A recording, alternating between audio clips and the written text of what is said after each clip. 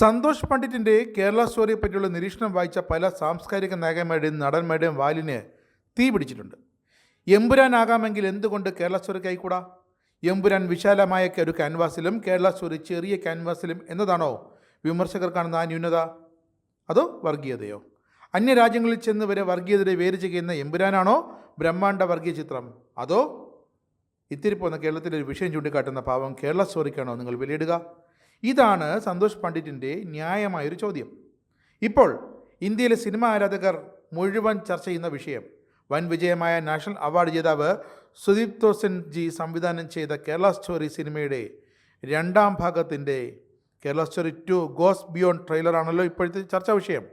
വെറും ഒരു ദിവസം കൊണ്ട് 1,61,00,000 കൂടുതൽ വ്യൂവേഴ്സ് നേടി യൂട്യൂബിൽ ട്രെൻഡിങ്ങിൽ ഒന്നാമതെത്തി. പക്ഷേ ഈ ട്രെയിലർ കേരളത്തിലെ ചിലർക്ക് സ്വീകാര്യമല്ല.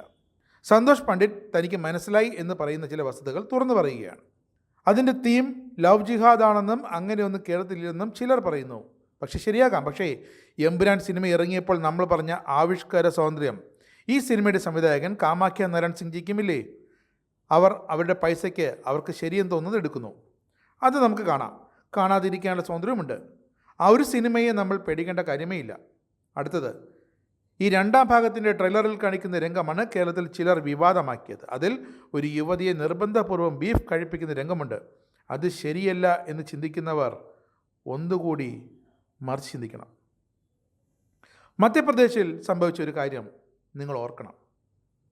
ഒരു യുവതി ഭർത്താവിനെതിരെ പോലീസ് കേസ് കൊടുത്തിരുന്നു. അതാണ് ഇതിൽ വിഷയമായത്. അല്ലാതെ എഴുത്തുകാരൻ്റെ ഭാവന സൃഷ്ടിയൊന്നുമല്ല. ആ വിഷയമാണ് ഈ കേരള സ്റ്റോറിയിൽ നിങ്ങൾ വിമർശിക്കുന്ന ആ സീൻ. അടുത്തത്, ട്രെയിലർ നോക്കി ആ മലയാളി പെൺകുട്ടി എന്തുകൊണ്ട് മലയാളം പറയുന്നില്ല, ഹിന്ദി എന്ത് പറഞ്ഞു എന്നതാണ് അടുത്ത ചോദ്യം, വിമർശനം. അതിനുള്ള ഉത്തരം ട്രെയിലറിൽ ആദ്യമേ മധ്യപ്രദേശ് എന്ന് കാണിക്കുന്നുണ്ട്. കേരള സ്റ്റോറി ഗോസ് ബിയോണ്ട് എന്നാൽ കേരള സ്റ്റോറി കേരളത്തിന് അപ്പുറം പോയി സംഭവിക്കുന്നു. ആ കഥ കേരളത്തിന് പുറത്തേക്ക് പോകുന്നു എന്നാണ് അർത്ഥം. കേരളത്തിൽ മാത്രമല്ല മറ്റ് സംസ്ഥാനങ്ങളിലും ഇതുപോലെ നടക്കുന്നുണ്ടെന്നാണ് ഉദ്ദേശിച്ചത്. അല്ലാതെ ബീഫ് തീറ്റിച്ച കഥ കേരളത്തിൽ നടന്നു എന്നല്ല. മധ്യപ്രദേശിൽ നടന്ന ഒരു ഒറിജിനൽ സംഭവം വെച്ച് ഇൻസ്പിറേഷൻ ലഭിച്ച് സിനിമ ആക്കിയതാണ്.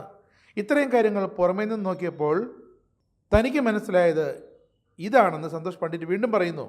100% സത്യമാണെന്നോ അവർ കഥയിൽ പറഞ്ഞതൊക്കെ പൊളിറ്റിക്കൽ കറക്റ്റാണെന്നോ ഒക്കെ താൻ പറയുന്നില്ലെന്നും പണ്ഡിറ്റ് കൂട്ടിച്ചേർക്കുന്നു. അങ്ങനെ നോക്കിയാൽ മലയാളത്തിൽ ഇറങ്ങുന്ന പല സിനിമയും പ്രപ്പകൊണ്ട സിനിമയില്ലേ?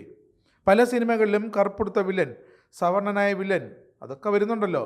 ചിലരുടെ മതം, ചിലരുടെ രാഷ്ട്രീയം ഒക്കെ നിർമ്മാതാവിൻ്റെ പൈസയ്ക്ക് സിനിമയെടുത്ത് നാട്ടുകാരെ കാണിക്കുന്നു. അത് നാട്ടുകാർക്ക് വേണമെങ്കിൽ കാണാം, അത് നിങ്ങളുടെ ചോയ്സ്. ഈ സിനിമ തിയേറ്ററിൽ നിന്നും കണ്ട് വിലയിരുത്തേണ്ടതാണ്.